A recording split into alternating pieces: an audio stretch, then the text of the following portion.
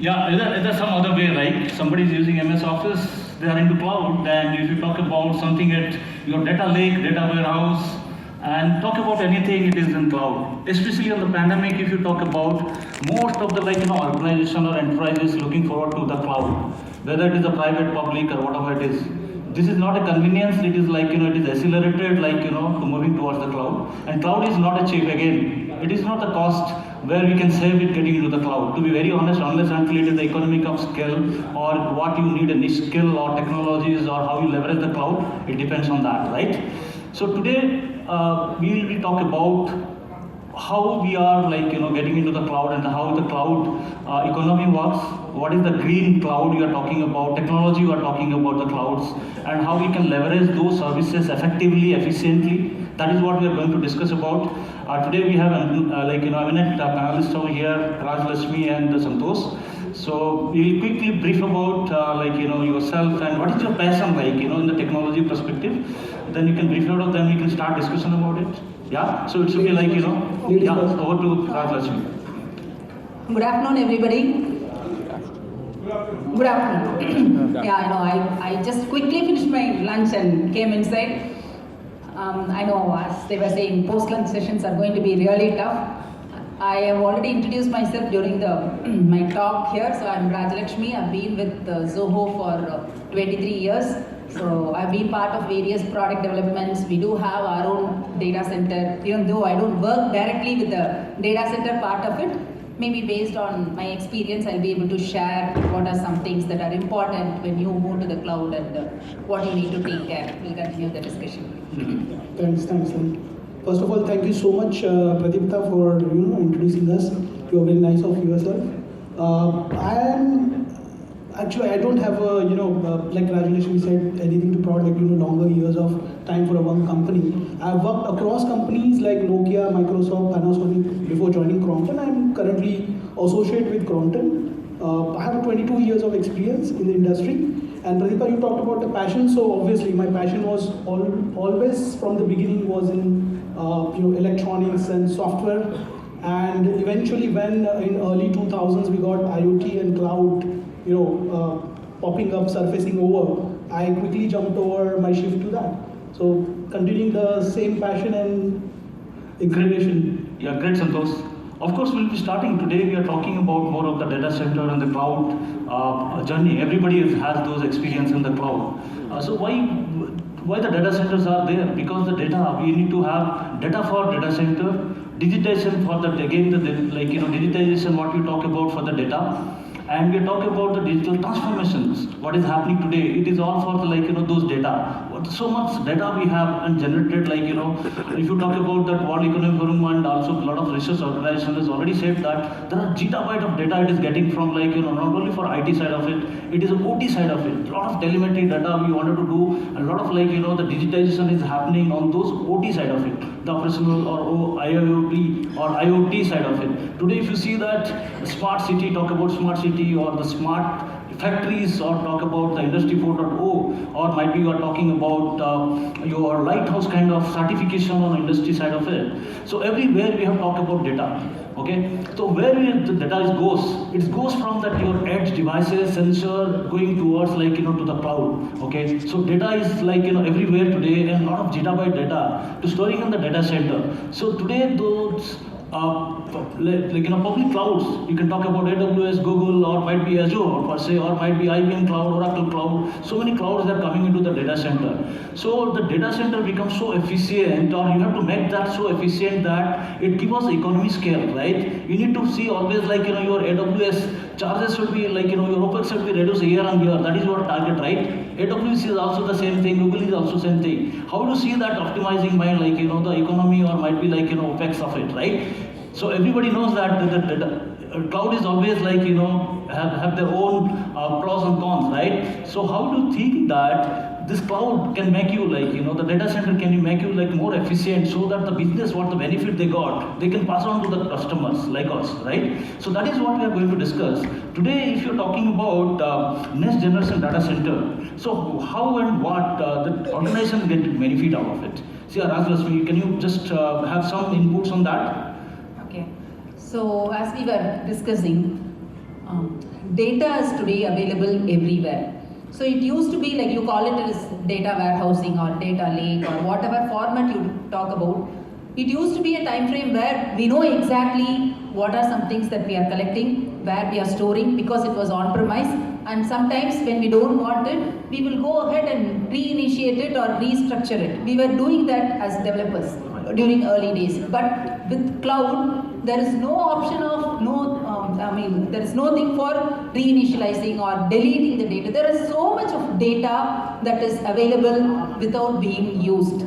So that is the reality that is today. So even with respect to not just the data, as we were discussing in the morning, so if you want to do something, if you want to try out an application, we can just make use of the services. Those are the positives that are available.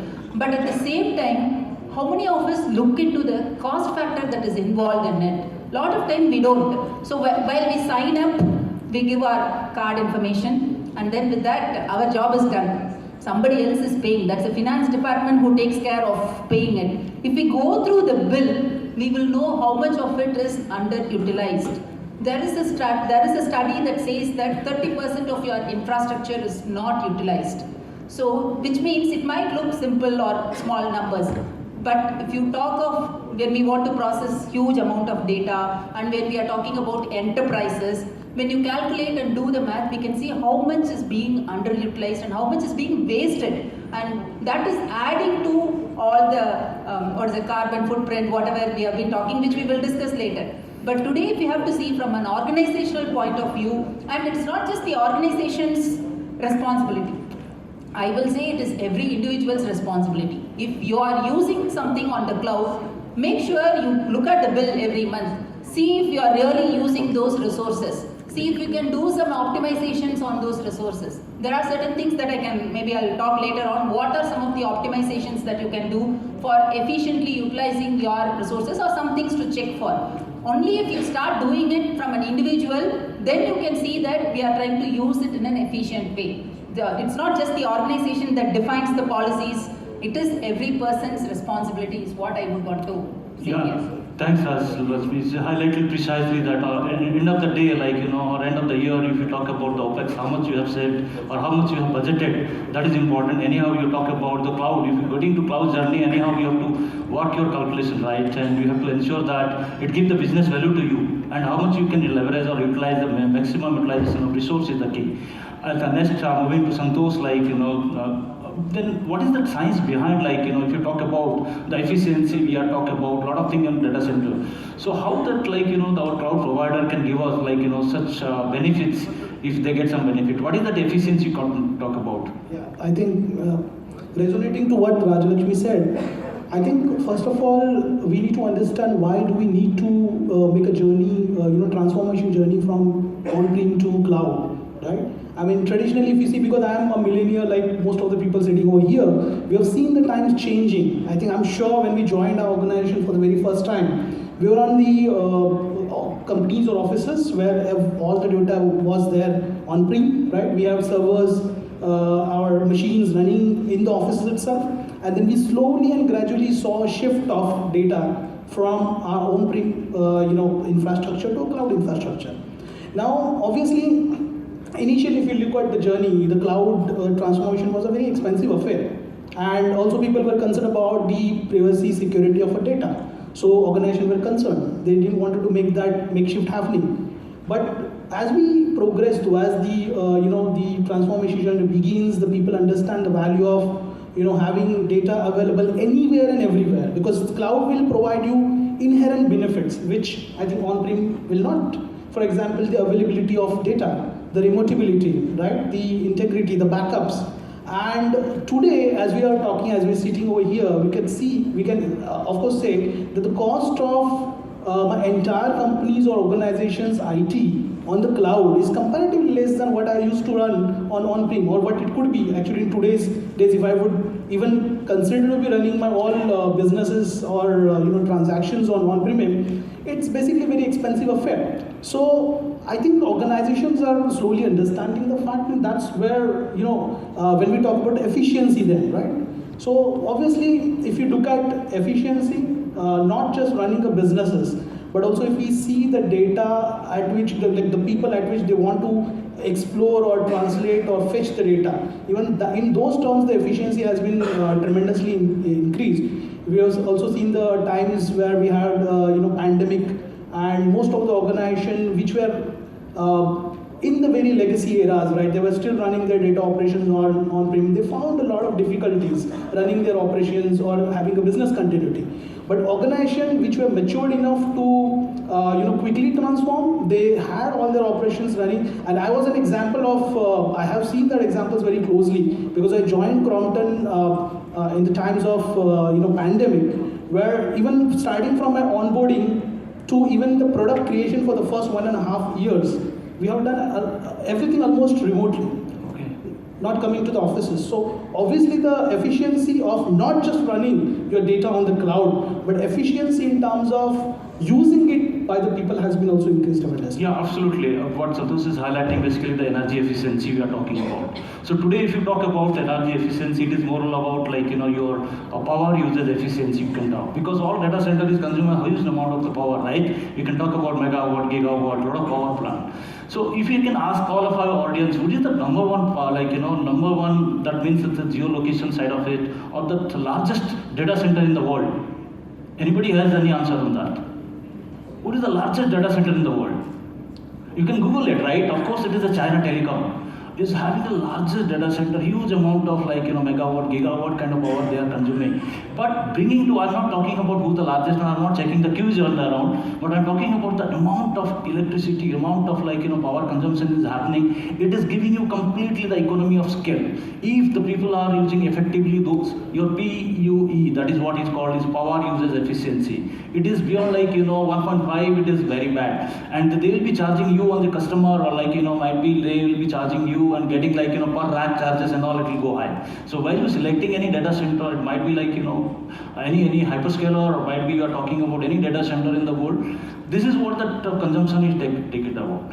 Okay? On that perspective, if I'm talking about what is that best practices, data centers or might be the hyperscaler they use, and leveraging the green green or renewable energies to making those data centers so efficient. Okay, with respect to data center efficiency, as you have been rightly saying, maybe how many of us have visited a data center?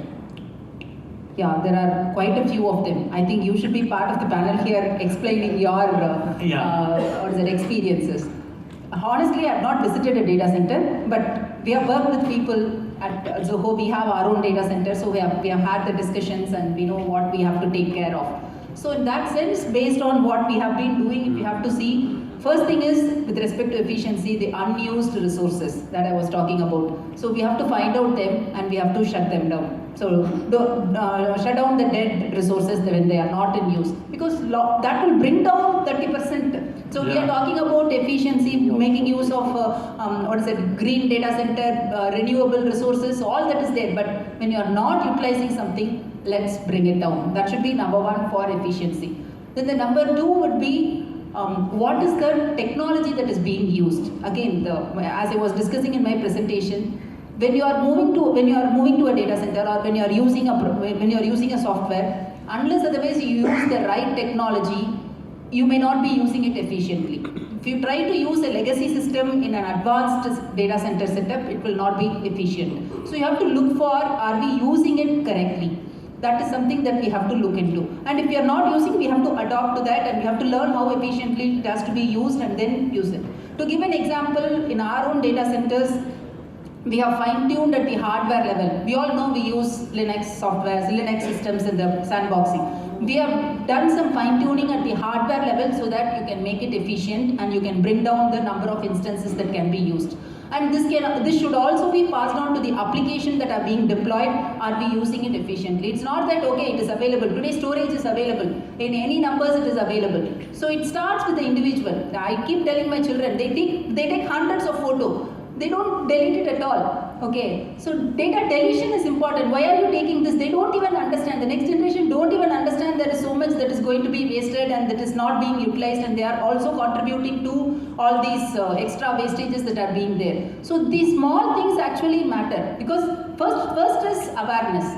within the organization or within our environment to make them understand what is the footprint this is going to have. It could be simple because all that they know is somebody takes care of storage, I don't have to worry about. I just have to buy extra additional storage and move on. But at the end of the day, in the cloud particularly, there is so much backup that is available. We need them to restore. There are 6 copies available, 10 copies available. But then when we don't take care of properly clearing it off, it's going to cost in a negative way to your efficiency. So with respect to efficiency, if you have to talk about deleting unwanted resources or bringing down the unused resources and using the correct technology wherever required, fine-tuning them, understanding those technology and using, those are some things that will help you to bring in the efficiency. Yeah, thanks Rajalalkshmi. I think it's a basic thing, it is what we are talking about, the basic thing about, if it maximum utilization of the resources. If it's not required, then you have to switch off. That is one. Second point of it, the way we do the lot of virtualization. Like the same metal, bare metal, we have a lot of efficiency in bringing to that. Even the hardware also touch upon Rajalalkshmi is that today a lot of even Intel or AMD or might be all chip manufacturers, they are coming with all energy efficiency. If you see that monitors and all, that is also talking about the energy efficiency those days. We can see the green. So similar way, it is happening now at the chip level. It is happening now in the processing level. So today, all that OEM we are talking about, how we can efficient my hardware would be. So on that basis, how much power consumption? Today, 230 watt doesn't make any sense for the servers are, I've seen 6 kVAs or 8 kVAs or the full rack. We have the Hexa, I don't want to take the name of the OEM, but it is taking around 6 kVA, 8 kVA kind of high intensive racks we are talking about, 12 kVA, up to 12 kVA. So today, it is coming down very less, even though 60-50% are it is reduced today. So those are the technologies are in place. Apart from that, we have a lot of sensor. If you talk about the data center, there are a lot of 26 kind of light items are there, you can deploy across, and you see that what parameter is important for me. Automatically those parameters can be switched off, or automatically those parameters can be fine-tuned to coming to that efficient to that level. And apart from that, of course, we are talking about more into the green, or renewable energy. Today the clean energy we can talk about. And if you look into the today global warming, there are a lot of energy it is consuming by a lot of data centers across the globe, right? And the data is humongous. So to putting those data, we need a larger data center across the globe, including India. We are putting a lot of data center in India. If you see, a lot of businesses are coming out to India and investing heavily in India to giving those data, in another 4-5 years now, we'll see the data center business is going very, expanding very fast in India as well. On that perspective, if I talk about the renewable energies and those is how that it is helping to the environment and how that can be helped, as a impacting to the economy as well. That is what Santosh, if you can touch upon something on that area. Sure. I think Pradipta, you made an apt point here, and before I answer your question, I think I would like to ask a general question for the audience sitting over here. That how many of your organizations have had added the sustainability as your methodology for your operations to run, right? Most of us, I guess, because that's the kind of word we are hearing nowadays a lot. And the reason basically is very obvious, because we know, although we try to ignore the fact, but the reality is that we are harming the earth, we are harming the world, right? Another question, a trivia question, it can be Googled also. Do you know when you do a Google search, one Google search, how much of energy basically you are consuming on a data center? Any idea? Just to answer your question, you basically consume an energy that is equivalent to running a 60-watt bulb for 17 seconds. That's the kind of energy we are talking about for one Google search. Now you can imagine how many times we are using Google. Our usage of Google search engine has increased tremendously.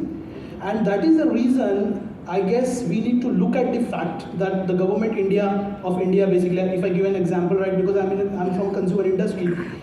This year we were struggling to make our ceiling fans energy compliant, because the BE also came onto certain additional appliances like ceiling fan, and also to water heaters and all. Actually, our teams were running to make our product compatible to 5-star, 4-star rating. Reason? Because we are running short of energy.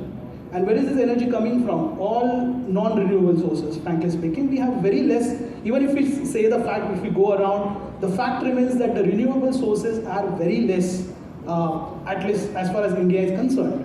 But geographically, we are a country of a very large area, and we have a tremendous scope to implement a renewable source of energy. Now, looking at running a data center, I think Pradipta, you made a very good point that the 6 kV, 8 kV, right, 800, 600 kV, it's huge power we are consuming. Now, what are the ways we can basically, apart from renewable energy sources, obviously we can look out for the options where we can make our data centers as close as to the renewable sources, for example. Let us look out for the spaces where I can have wind power, the water running in renewable resources, where I can have the data centers very closest to the sources, or I can have data center at the places where the climate is basically very compliant to running my data center. For example, a cold country where I don't have to basically make additional efforts in cooling down my hardwares. Apart from that, I think the onus also lies on operation of these data centers, because as Rajalalkshmi also said, you can obviously scale your hardware, you can add on more and more storage or computing power, but by adding those, you are actually consuming more and more energy. So how can I go and invent technologies where I can have storages which could be energy efficient? Also, the onus also lies on the people like us. For example, we are not having any data centers, but we use the cloud infrastructure from our partners.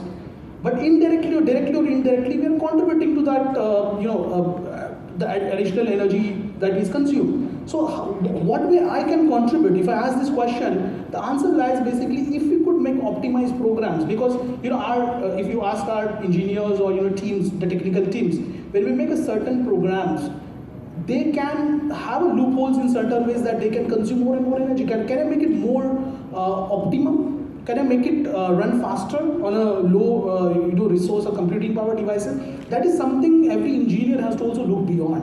So I would say the answer to this question not just lies in the renewable sources, but also thinking what additional ways, other ways each and every one of us can basically contribute. Yeah, well said. Yeah, I'd please. like to add to what Santosh was saying. Until he said thanks for that information, for a single Google search, I wasn't aware we are spending so much of energy. So that awareness is what is important. So in that sense, maybe just a quick thought that came in my mind, where in the data centers, when people work, when they go and when they come out, we can have a board saying that this data center actually consumes this energy. We are having so much of carbon footprint being let out. Because by reading that, by seeing that, we will get to know that we are doing so much. This we used to do. I've seen in my children's notebook, when they purchase a notebook, at the behind they are printed in some of the notebooks that to make this notebook we have cut so many trees. So that's something that on seeing that my son was like, oh Amma, it's happening like this. So many trees are being cut. So that's what you have to get them know. Such things will actually make people aware. The other thing that we do is in our office we have a canteen, and when they go keep the plate and wash hands, we have a board there saying every day how much of food is being wasted. So the next time when you take, we will be cautious. Subconsciously we will become aware, we will become cautious. So those are some steps. It's not just the 100 people here. It's everybody's responsibility, and maybe making these pieces let out or known, saying that this is the energy consumption, will definitely have a longer impact. Yeah, absolutely. What Raj is saying, like that is the basic thing. Like it is the awareness as well. It is coming to the picture where we are talking about. Santosh is giving very good insight about whatever do in the internet, it is consuming somewhere it is consuming certain powers. Okay, so that especially that renewable energy if you talk about, or the clean energy you can talk about today, it's most of our data center or hyperscaler, they leverage that the cooling parameters, or might be managing your power to your systems and all. It's where it is coming from, whether it is a solar energy it is coming, or wind energy, or might be something XYZ for the renewable energy side of it.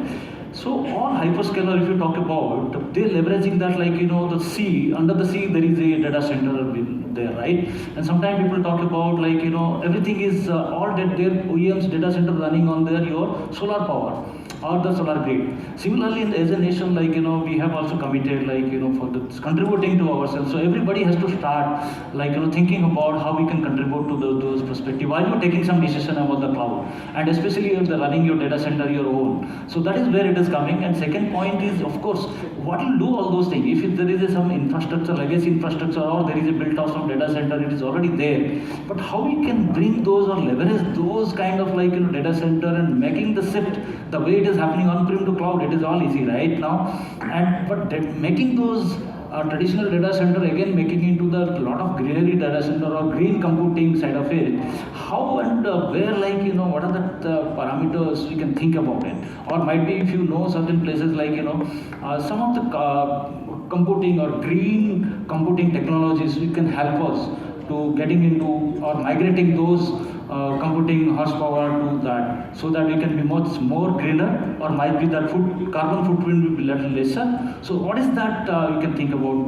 Yeah, so as Santosh was saying, the newer data centers, maybe we can plan to have it closer to the renewable sources, or we were talking about the underwater data centers. But if you want to convert the existing ones to newer ones, maybe the infrastructure part, we have to keep it spacious and then see what is required and then do. And both cases, we need to have proper monitoring measurements. So what is the cooling required? What is the temperature? What is the humidity? How much of processes is being utilized? So we need to identify the parameters that are needed and keep monitoring them. There are AI technologies that can help with, possibly sometimes you may have to, lot of problems will be gone when we restart. That is there even today, okay? And instead of somebody manually going there, taking getting into the system and doing it, we can have AI tools that can help with defining the threshold and do a auto restart wherever required. So those are some ways where we can utilize the latest technologies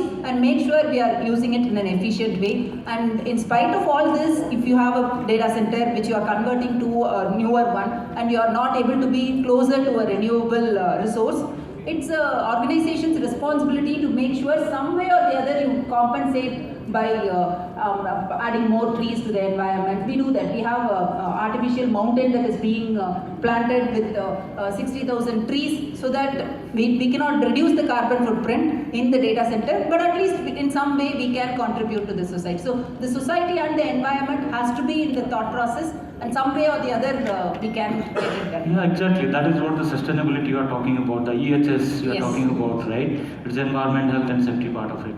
So definitely this can contribute a lot of things to the nation as well as nations, or might be we are talking about the environment for the longer period, right? So on that perspective, what is your thought about how we can transition those perspectives? Yeah, and what are the things? I think Rajalalkshmi, being in that field, she's an expert in the field, so she knows and she has covered almost all of the points. Just adding to this, I mean, there is a challenge. Frankly speaking, upgrading the existing data center to a green data center is a mammoth task. Right? It's not going to happen overnight.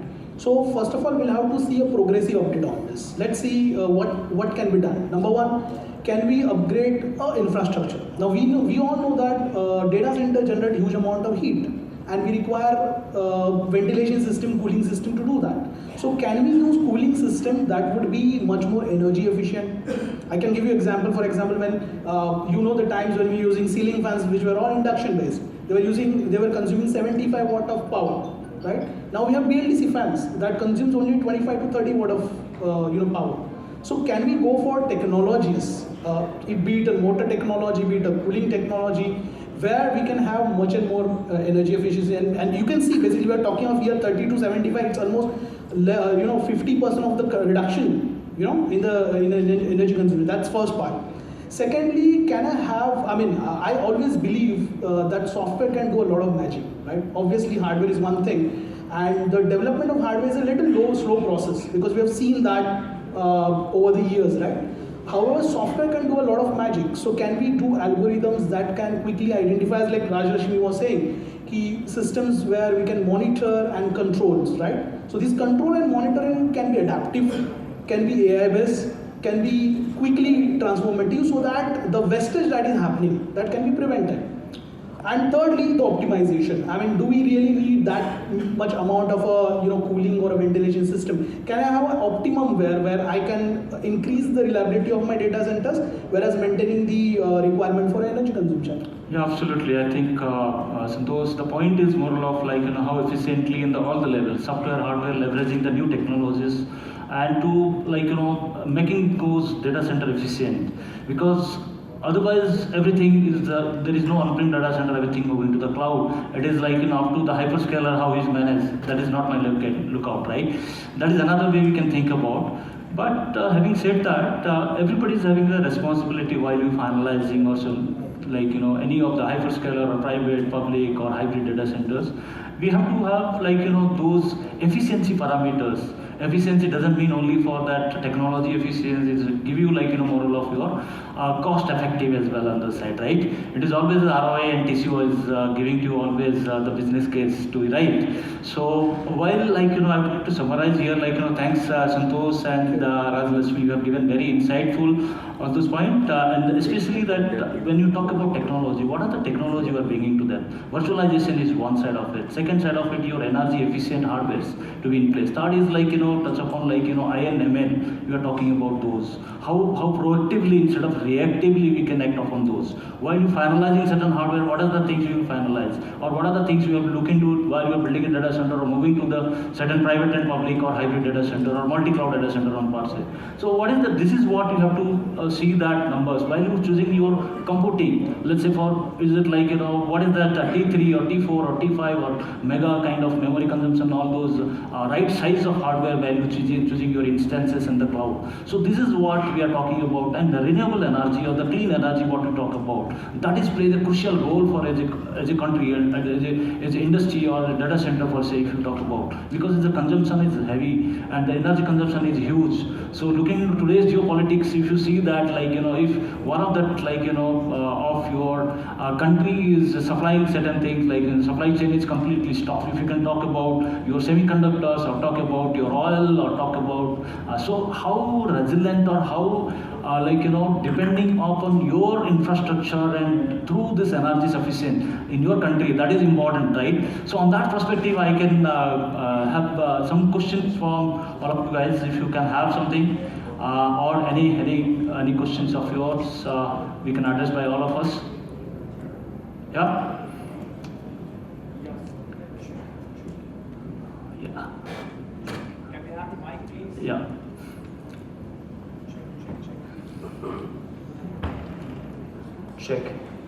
Check. All right. Can we have the mic to this gentleman? He has a question. Yeah. Okay.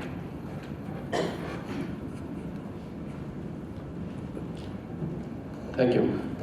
Two questions basically. I'm from Birla Carbon, a part of Aditya Birla Group. Though many companies in my group has already ventured into cloud, we are just actually taking the first smaller step of building the landing zone of the cloud. While doing so, the cost factor which you have said has always been haunting me. Actually, how will I actually manage this cost? Today, we are part of a shared services within the group, so cost is not a question to me because it's going from one pocket to another. But now it's going to the cloud. So how is it actually? What nitty-gritties would any organization should start taking? What kind of baby steps to ensure that right from the day one when you are in the cloud, you are actually working towards optimizing cost as well as what you call about sustainability. How do I actually be part of that? Second thing, as part of my discussions of the cloud assessment, I had been in discussion with Microsoft. So they said that by moving my data center from on-premise to the cloud, I would be actually I will be increasing my organization's sustainability score. When I speak backwards to my team, they don't feel that that's a great achievement that I will be doing. But then how do you actually present the IT's contribution to sustainability to somebody in the business? Two questions. Thank you. Thank you. Yeah, I'll take. So regarding your first question of when I want to move to the cloud, what are some things that I have to see? Am I using it efficiently? It depends on your application, and few things that you have to look into is starting from the size of the instance itself. Because when you talk about the cost factor and you're seeing it as a huge cost, there is a lot of inputs to this cost factor. You take a monthly bill and you have to analyze that. You need to have a team to analyze and find out where the cost is coming from. So understanding that is important. To take it in a small scale, maybe without disturbing the existing setup, because you have customers who are using it, you can just take one portion of it, see what is the instance you are using, from starting from a micro instance to what is the macro instances, and what is the hardware that is underlying, what is the CPU, what's the RAM that you're having, what's the virtualization component that you're having. So what is the cost for each of this, and maybe are you using it fully full 1 month will you be using it, or do you calculate the cost when you have to use it for a reserved instance versus using it for 1 or 2 months? That will be a huge difference. You are doing a trial and it's going to be 2 months, that will be equivalent to your reserved instance 1 year cost. So that is something that you have to look into. So take it one step at a time, and there is cost associated with data transfer, there is cost associated with data storage. It's not just the instance cost. So understanding the bill and cost for any cloud provider is important, and you have to have a pros and cons of, if I run it on my own, what is the cost, versus if I run it on a public cloud, what is the cost. Depending on your business needs and depending on the cost factor, you can decide what you want to do. It's not that you have to always go to only a public provider. You can rent it from a co-hosting location and still run it on your own. So a lot of things come into picture when you want to look at the cost factor, and then once you know all these things, exactly where it is being spent and how much will be the projected one, you will have the confidence to say exactly what is happening. So that's understanding the bill, and depending on the needs, taking it in small amounts will really help you. Yeah. I just want to add one thing here, if it helps. So, as Rajalakshmi said, actually the cost analysis is definitely important, but then how do we come to know what cost you are going to incur before you actually implement something, right? So most of the cloud host providers are actually providing that solution. Like, I don't want to take any specific example, but as AWS sponsoring this event, so I would definitely say that if you go to AWS console, you can actually simulate the cost. It can also tell you how much CO2 contribution you are giving, so it will also give you a sustainability index. Compare that with your existing solutions. I think that is how we can start up a journey to take it forward and explain to the management, because I share the pain, and it's a difficult, tough time, sir. Actually, I would say that CIOs and CTOs have a tough time to explain why and how the IT would contribute to sustainability part of it. So I share the pen, but good luck. I think there are tools available with which you can actually try to get some help, and definitely it would be much more convincing when you go with the data.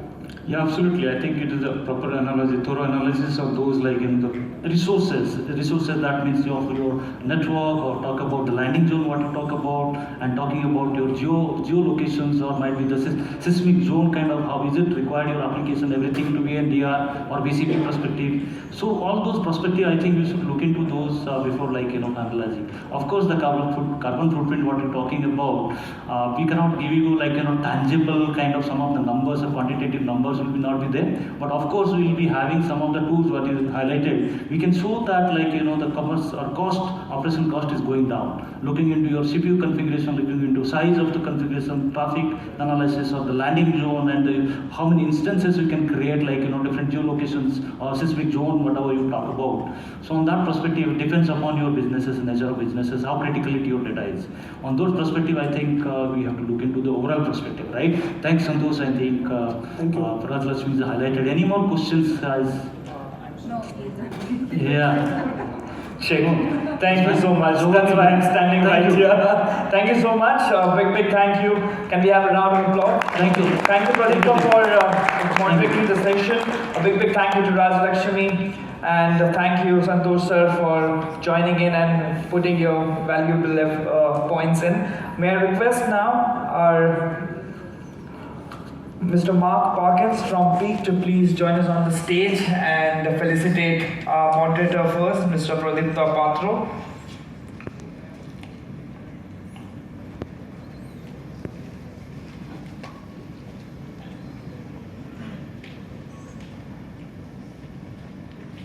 But thank you for a great. Yeah, please join us, sir.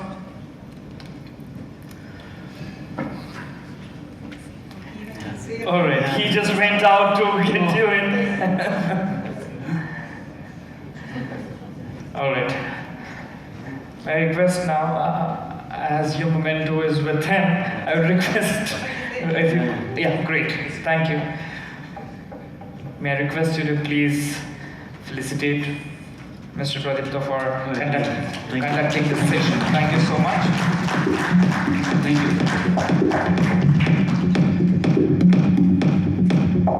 Thank you. This is for Rajalalkshmi for helping us with your valuable points.